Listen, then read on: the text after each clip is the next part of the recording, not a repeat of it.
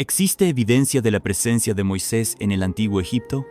Hay un personaje en particular en la historia egipcia que en muchos aspectos presenta un paralelismo notable con el relato bíblico de Moisés. La cronología bíblica ubica el Éxodo en el siglo XV a.C. En Primera de Reyes 6:1 dice: Salomón comenzó a construir el templo del Señor en el cuarto año de su reinado en Israel, en el mes de Sif, que es el mes segundo. Habían transcurrido 480 años desde que los israelitas salieron de Egipto.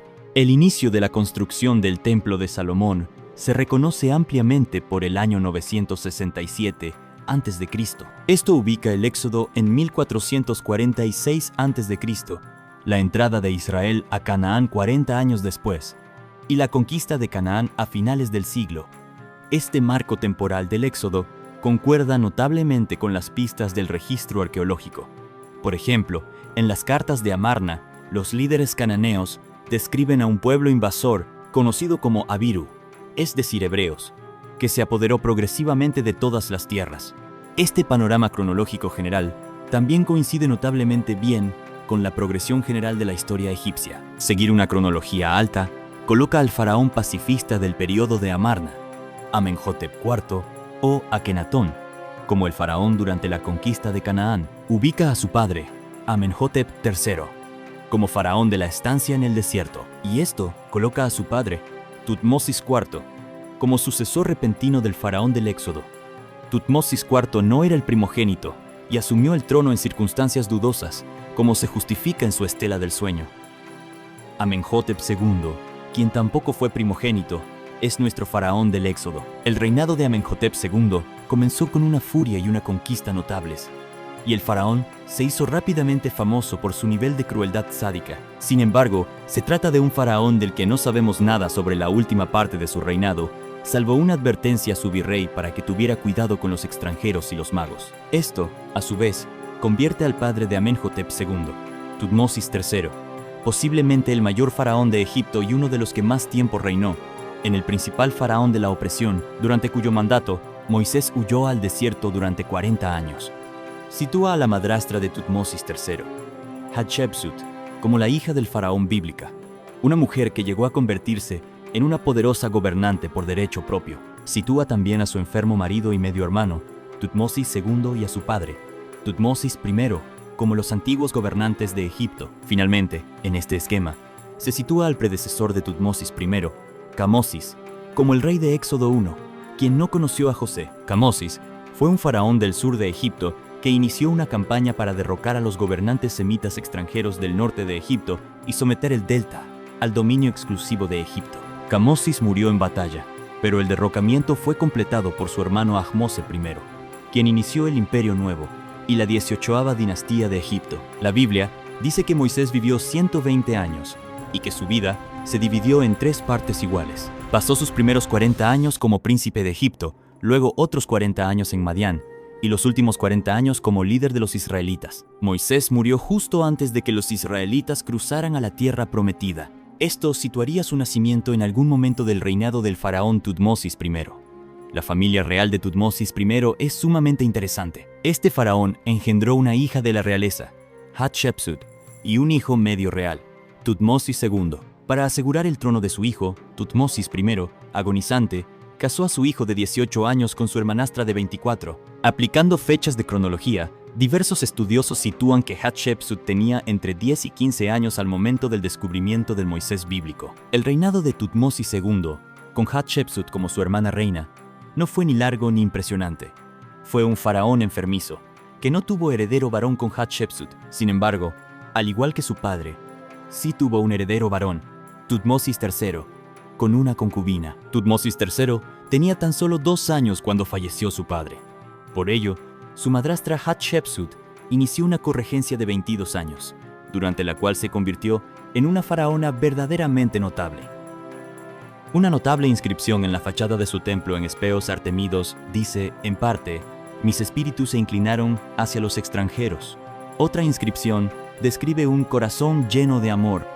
Estos sentimientos extraordinarios encajan bien con la descripción bíblica de una hija de Faraón que criaría un niño extranjero de la pobreza y lo catapultaría al principado. Coincidentemente, durante el reinado de Hatshepsut, un plebeyo, fue catapultado a los niveles más altos de la administración y el principado egipcios. La historia egipcia demuestra que este hombre era de origen no real, sino común. Sin embargo, al final de su vida en Egipto, antes de su misteriosa desaparición a principios y mediados de la década de 1480 a.C., había ascendido a las más altas esferas de la sociedad egipcia. A este príncipe se le conoce comúnmente como Senenmut o Senmut. Senenmut vivió bajo la mirada amable y benévola de Hatshepsut.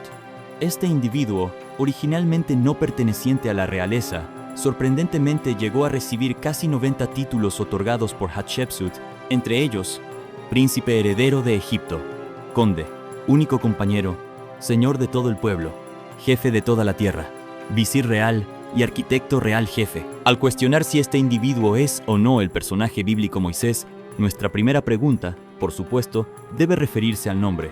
Si se trata del mismo individuo, ¿por qué no Moisés? Un título significativo que Hatshepsut otorgó fue el cambio de nombre a Senenmut, que significa hermano de la madre. En esencia, era un título que elevaba a un hijo al estatus de igual a su madre, permitiéndole reclamar el mismo estatus de hermano de los dioses que su progenitor faraónico. Los líderes egipcios solían llevar varios nombres. Moisés usaba un nombre egipcio en las cortes egipcias, mientras que los israelitas se referían a él específicamente como Moisés.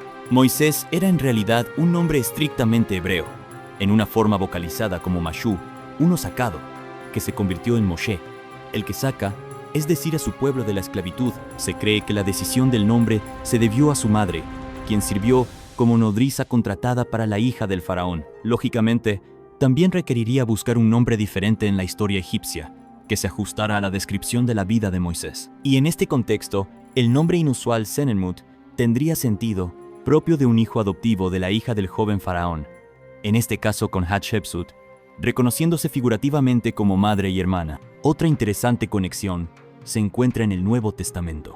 Hebreos 11, 24 y 25 dice: Por la fe Moisés, hecho ya grande, rehusó llamarse hijo de la hija de Faraón, escogiendo antes ser maltratado con el pueblo de Dios. Ser llamado hijo de la hija de Faraón, a primera vista podría parecer simplemente una referencia pasajera a su condición de adoptivo, pero podría ser una alusión al nombre real de Moisés en las cortes egipcias. Senenmut parece haber ascendido en el servicio militar desde finales de su adolescencia.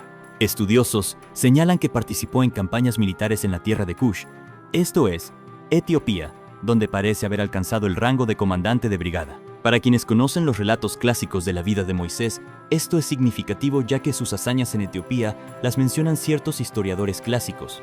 Josefo dedica un capítulo entero de Antigüedades de los judíos a las hazañas militares de Moisés en Etiopía. Sin embargo, no fue hasta la llegada al poder de Hatshepsut que Senenmut comenzó a ser catapultado en rango con la letanía de títulos que ella le aplicó. La mayor muestra de cercanía entre estos dos era la proximidad entre Senenmut y la hija de Hatshepsut, Neferuré, a quien él instruía. Varias estatuas representan a la joven princesa Neferuré sentada en su regazo. Normalmente, a quienes no pertenecían a la realeza no se les permitía estar en presencia de la realeza, y mucho menos la hija de un faraón. La representación escultórica de una persona de la realeza, Neferuré, y una persona no real, Senenmut, juntas no tiene precedentes, y deroga varias reglas aparentemente inviolables del arte egipcio. Uno de los mayores logros atribuidos a Senenmut reside en su papel como arquitecto real, al supervisar la construcción del gran complejo mortuorio de Hatshepsut. Este complejo, construido contra el acantilado, sigue siendo una de las auténticas maravillas del mundo antiguo, conocido por sus proporciones y perfección arquitectónica. Estas conexiones arquitectónicas también son interesantes a la luz del Moisés bíblico. Moisés, por supuesto, supervisó la construcción del tabernáculo, así como la de otro complejo de pilares en el desierto, junto a la ladera de una montaña. Además de la construcción del complejo mortuorio de Hatshepsut, como cualquier miembro de alto rango de la administración egipcia, Senenmut mandó a construir su propio y respetable complejo de tumbas gemelas.